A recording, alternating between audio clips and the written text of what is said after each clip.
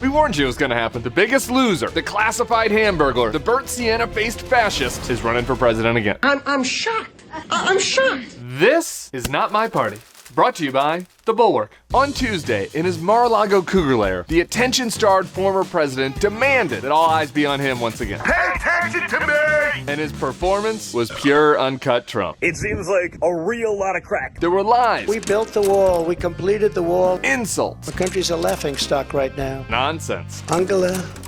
Remember Angela? Do you remember Angela? Nobody's remembering her now. grievance, And I'm a victim, I will tell you. more lies, It's 10 million people coming in, not 3 or 4 million people. They're pouring into our country. and oh so much pettiness. I didn't need this. I had a very nice, easy life. And of course, I am tonight announcing my candidacy for President of the United States. but one thing is different. You know who he sounded like? Low energy Jeb Bush. Please clap.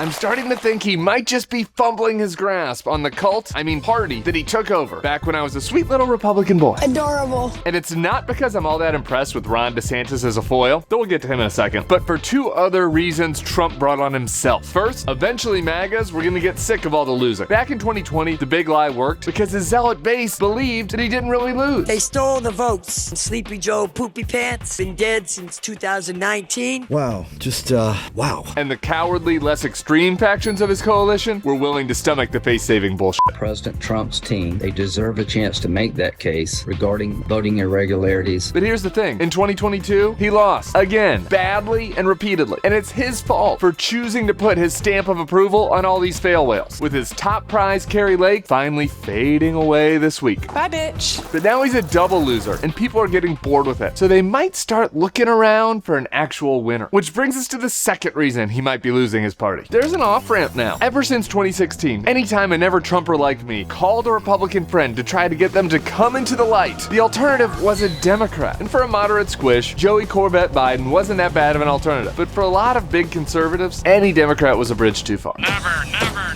But now the alternative to Trump might be a Republican, most likely Ron DeSantis. And that's a much softer landing for GOP voters. The question then becomes, can DeSantis be a worthy adversary? Withstand the Trump onslaught, the nicknames, the mockery, the national bright lights? No, get those lights off! And on that count, I'm a little skeptical, especially because there are a lot of Trump-related sand traps in front of him. For example, what exactly is Ron DeSantis' opinion about January 6th? Is he an election denier or not? We don't really know. DeSantis did dabble in a little coup talk in 2020. Here he is on Fox discussing alternate electors. Call your state representatives and your state senators. Presidential electors are done by the legislatures and the schemes they create. He's walking a very thin line. But nada since then, because the answer to a lot of Trump-related questions are a lose-lose for him. Criticize Trump for lying, and a lot of Republican base voters get mad at you. Just ask Mike Pence. Ouch. Or stick with voter fraud BS, and you piss off the normie voters that just routed every election denier in America this midterm. Dance around it, and the Trump shark will smell blood and circle you until you give in. For the next few months at least, I expect DeSantis will lay low on the Trump question to try to avoid all this. He'll hope the crazed former president keeps digging his own grave. But at some point, I think he's gonna have to confront the madman head-on for a stiff-armed mano-a-mano. And well, you better believe we'll be watching that. Fight!